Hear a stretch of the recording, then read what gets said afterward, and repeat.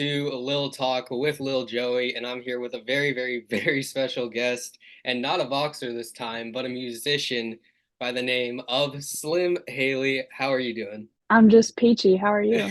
I'm doing good, and it's really awesome to have you on the show because again, like I said, I'm always interviewing, boxers and influencer boxers, so it's kind of cool to shake things up and to actually be able to talk to you face to face for the first time, which is really cool. You've been following me for a minute. We've interacted a couple of times on Twitter and stuff. So this is really nice to get to see your face. Yeah, I mean, I've been a fan of Logic for a very, very long time, and that's pretty much how I heard about you. So I wanted to ask, how did you get into Logic and Eminem and all these kind of artists? Well, Eminem was an artist that I remember hearing like when I was little bitty. Like his LP, the Slim Shady LP came out like when I was one. So about the time I started walking and talking, it was still playing constantly on MTV, and my mom would just put it on the VHS top 100 videos. And it'd always be like "Without Me," "My Name Is," just the hits. So that's how I got introduced to Eminem, and my ear got caught to it pretty early on. One of my first sayings as a kid was, "My name is what?" My mom would tell you that I got on her nerve a lot wanting to listen to that over and over. So that That's was awesome. that. Now, Logic, I was much older. I was like a freshman or sophomore in high school when I heard of Logic, and it actually just came up on my Pandora shuffle, and it was Buried Alive from the Under Pressure album. And after that, I was like, Yeah, that's around the time I started listening to Logic, because I was introduced through Sucker for Pain. That's the first time I "Oh heard him. yeah, Yeah, so I just thought he was the coolest one in the music video. So I was like, let me check out who this guy me too, is. man." Yeah, so I mean, like with these kinds of, inspirations as artists, what truly made you want to do music at first? I started writing my own songs when I was 11 years old. So this was probably 2009. And Okay. honestly, I can't tell you why I started doing it. I think I probably just watched 8 Mile or Get Rich or Die Trying. I was like, I'm going to do this. And I remember I sucked. Like I can't tell you the first line I wrote, but I just know it was terrible. But and then it became like therapy for me. If like something was going on in my family or my personal life, or I was getting bullied at school, I just write about it.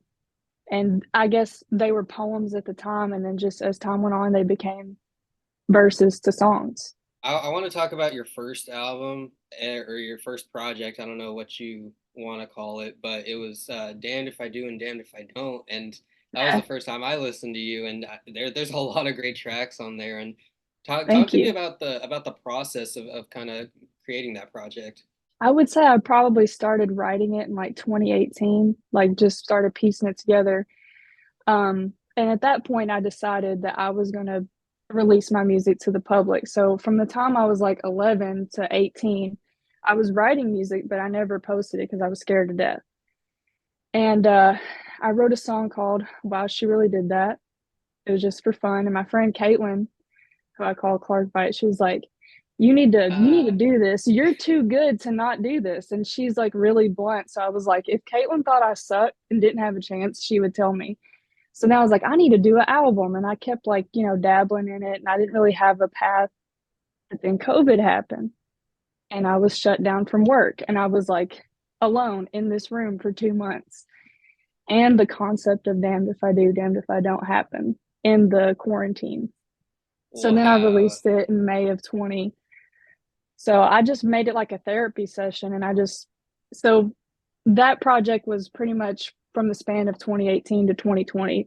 That was my life in those 2 years. The quarantine like affected a lot of people. Like, was the project able to really kind of help you get through that? Definitely helped my boredom because it gave me something to focus on. And like I said, I was like on a furlough from work. So we had a projected date to start back, but we didn't know when it was. But I really got to dial in and like reflect on the last couple of years of my life and about the relationships and, things that I was just kind of struggling with at 20, 21 years old. So It Yeah. was a little bit of therapy, yeah.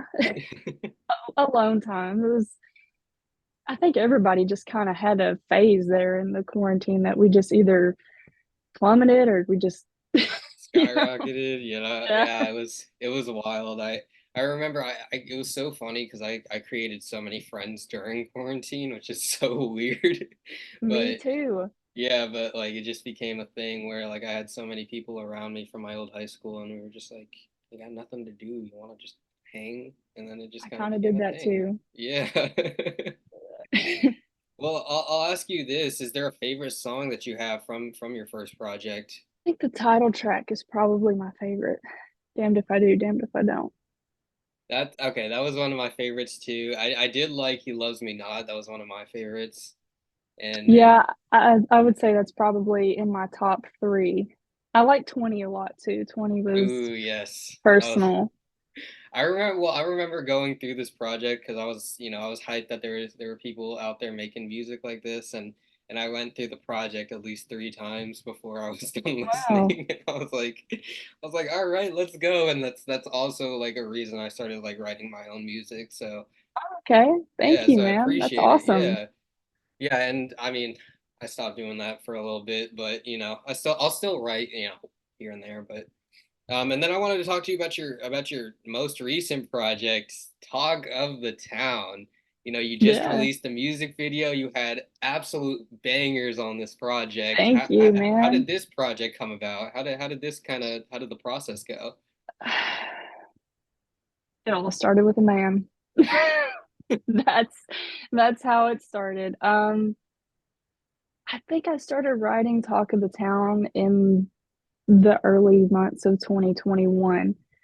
Um, and I kind of just felt like where I lived, I was being talked about in a good way because I rap and I live in a very rural area. So I'd like to think that a lot of people know who I am. I'm the rapper. So I felt like the talk of the town in that sense. And in my dating life, I also felt like the talk of the town because I don't put a lot of my personal life on social media. So that intrigues people. They want to know who I'm with and who I'm dating, and I wasn't giving them that, and that was intriguing. So it was a lot of like he said, she said, within my work environment because I work in a factory. So it was like working in a factory is like being in high school again, but with like people old enough to be your grandpa. But they're all interested in your dating life all the time. So I was like, I just feel like the talk of the town. And I kept saying that and it just kept running. I was like, I think that's what I'm going to title the album. So that's how that came about. So and I wanted to point out, I mean, like you work in a factory. That's so like reminiscent of like 8 Mile, like I really Eminem. am living the plot of 8 Mile. Just, it's kind of scary, honestly. It's pretty awesome, like seeing all these projects and all the effort that you put into these projects.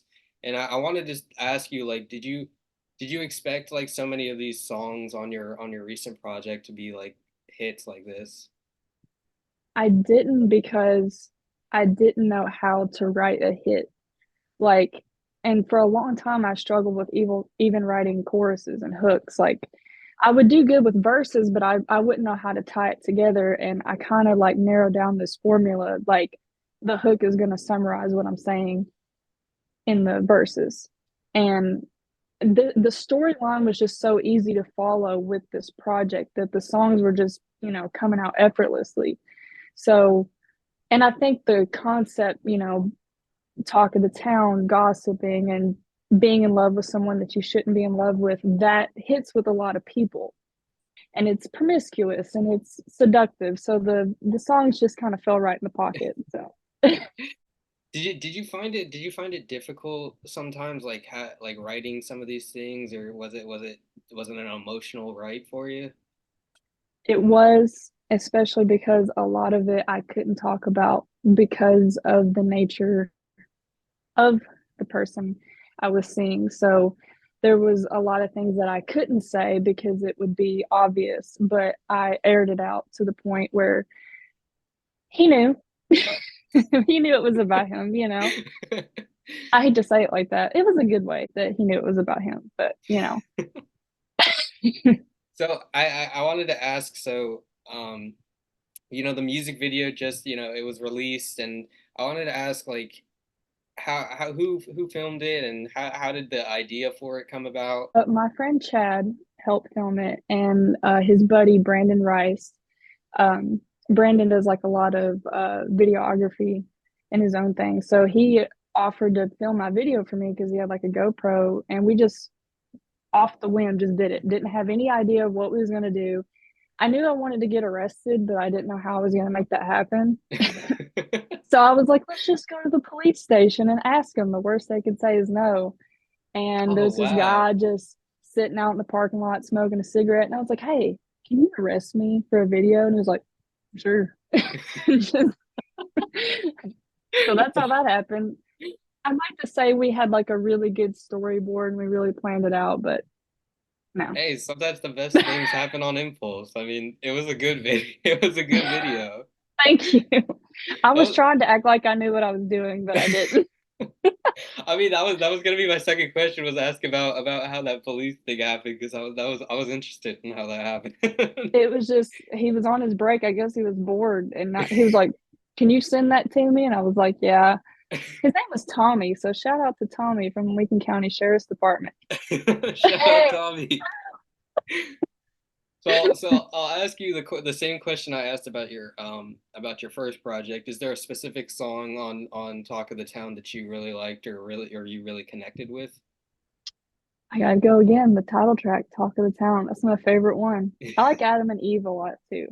I do like Adam and Eve. One of my favorites, and it looks like a lot of people's favorites, is what's his name? Oh And yeah, yeah, and I've had that song on repeat so many times. It's a good one. Grand Theft Audio is one of my girlfriend's favorites. oh She for really real, that's likes that one. awesome. So I'll have to yeah. send you a signed CD for Oh, doing this. I I've got some appreciate it. left. Yeah. Oh, thank you. I've been trying to put you on to so many people. Like, whenever I do playlists for people, I'll add a couple of Slim Haley songs.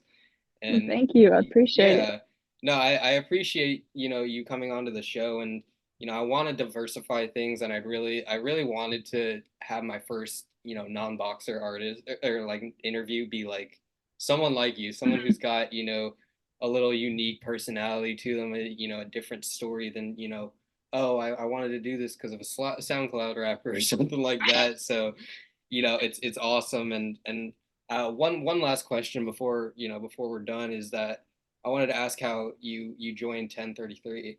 That actually just happened randomly. I got connected with my engineer, Cameron London, who's also an amazing artist. Anybody that wants to listen to some good music, Cameron's the man. I vaguely remember him like exchanging DMs with me through Twitter. I guess he had found me through like the Logic crowd. And he was like, I see that you rap. You should do a song with me. And I did. And I guess I impressed him, and he was like, would you like to join my label? And I was like, yes, I would love to join your label. So he's an amazing guy. He's helped me so much, like grow as an artist and just become more confident in my abilities. So I owe a lot of my career and my work to Cameron. So he's I'm gonna have awesome. to interview him too. I mean, he's a great artist. I got a lot of his songs on my Definitely. playlist too. Yeah. But again, Haley, thank you so much for coming on the show. It was really great to get to know you, and I really want to be able to kind of give, your fans a little more to know about you. So it's Yeah. awesome, and I appreciate you taking your time out to do this. Oh, it's no problem. Thank you so much for having me. I really appreciate it. Absolutely. And one last thing, do you have any messages to your fans, your haters, your anybody? Well, to the haters right here. To my fans, thank you so much for giving a small town girl everything she ever wanted, which was to be heard, and you motivate me and inspire me. So I'm definitely going to have some new music for you in 2024, some new videos, and I can't promise you an album in 2024, but I'll definitely be working on it. But who knows? I'm very spontaneous with my with my work. That's awesome. We all want to hear new music. I want to hear new music, and I'm gonna be bumping the music that you already have. Key man, you're awesome. I appreciate you so Absolutely. much. Thank you so much for coming on.